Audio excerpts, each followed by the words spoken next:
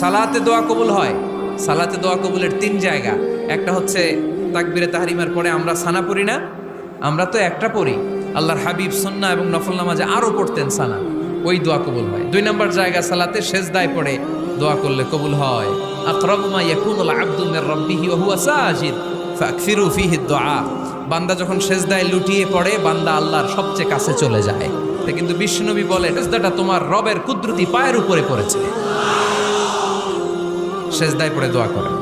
সালাম ফিরানোর আগে বিশ্বনবী দোয়া করতেন, লা ইউসাল্লিমান্না আহাদুকুম হাত্তা ইয়াতাআওয়াযা মিন আরবা'a।